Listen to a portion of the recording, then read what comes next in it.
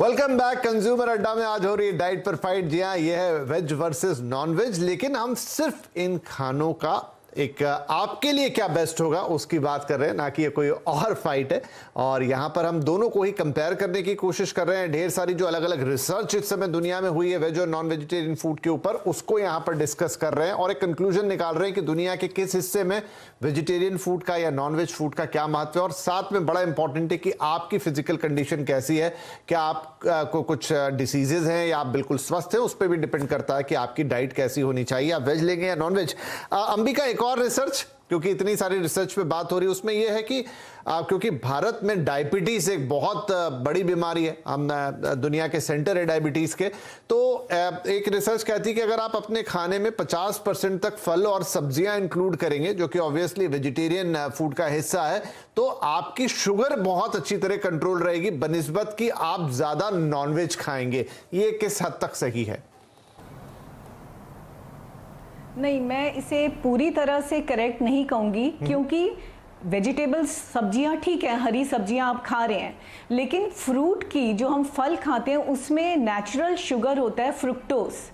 तो उसको भी हमें उतने लेवल पे नहीं पहुंचाना कि हमारा शुगर लेवल, जिनको भी डायबिटिक है, वो बहुत ज़्यादा फ्लक्चुएट करे या एकदम राइज करे या डाउन हो जाए। तो हर खाने की, मुझे जहाँ तक लगता है और जो मैं अपने क्लाइंट्स को भी कहती हूँ, कि एक लिमिट होनी चाहिए कि अगर कोई खाना अच्छा भी है, जो हेल्दी भी है आपकी बॉडी के लिए, तो उसको आप एक लिमिट में खाएं। जैसे अगर मैं डायबिटिक पेशेंट्स को ये कहती हूँ कि अगर आप सुबह एक फ्रूट ले रहे हैं तो फ्रूट के साथ आप नट्स खाएं ताकि आपका इंसुलिन रश ना हो।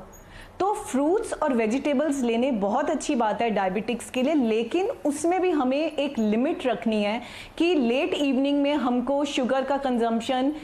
फ्रूट्स की फॉर्म में, फ्रुक्टोज की फॉर्म में नहीं लेना है। और अगर आप नॉन वेजिटेरियंस भी हैं तो डायबिटिक्स अपना इस बात का ध्यान रख सकते हैं कि अगर चिकन ब्रेस्ट ले रहे हैं या ग्रिल्ड चिकन ले रहे हैं तो साथ में आप एक स्टर फ्राई वेजिटेबल्स का साइड डिश रख सकते हैं, जिससे उनको अच्छा, उनके गट के लिए भी अच्छा है और उनकी डायबिटीज भी कंट्रोल रहेगी और शुगर रश भी नहीं होगा। तो हर चीज़ को अगर आप पोर्शन में ले रहे हैं, अगर वो हेल्दी भी है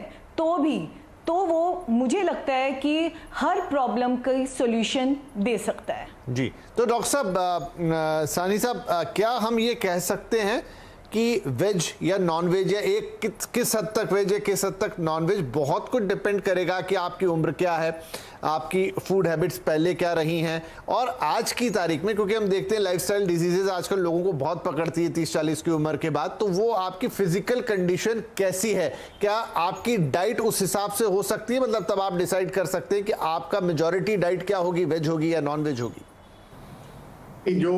जहाँ पे हम लोग अभी फ्यूचर में पहुंचेंगे, जिसको हम बोल रहे हैं पर्सनलाइज्ड मेडिसिन या जेनेटिक मेडिसिन, उसमें हर चीज इंडिविजुअल को कस्टमाइज होगी। जो हम जनरल स्टेटमेंट्स दे रहे हैं कि ये अच्छा है या वो अच्छा है, वो हर in general senses it is okay, but अगर मैं इंडिविजुअल लूं तो उस इंडिविजुअल को अपने बारे में समझना पड़ेगा कि उसको क्या लेना है। इवन एक घर में अगर 4 people are there and there of different age groups, उन सबकी न्यूट्रिशनल रिक्वायरमेंट ज्यादा है। जो 15-16 साल का है उसकी रिक्वायरमेंट अलग है, जो 70-80 साल के ग्रैंड पेरेंट्स हैं उनकी रिक्वायरमेंट अलग है। So I think individualised diet और individualised focus will really be the best. And उसमें वेजिटेरियन कितना, नॉन वेजिटेरियन कितना, अगर हम we go back to the basics, protein, carbohydrates, fats and minerals, अगर वो हम कंसिडर करें तो आई थिंक कोई भी आदमी अपने लिए एक पर्सनल सोल्यूशन बना सकता है। उसको कोई स्पेसिफिक एक्स्ट्रा एफर्ट करने की जरूरत नहीं है। वो समझ सकता है कि यार मैं अगर ये लेता हूँ मेरा कोलेस्ट्रॉल बढ़ जाएगा, शुगर कम हो जाएगी, et cetera. So I think personalised medicine and personalised diet is what the future is going to be all about. जी बिल्कुल, कि आपके हिसाब से आपका खाना, और चूंकि you are what you eat जो कहा जाता है, तो वो बहुत कुछ निर्भर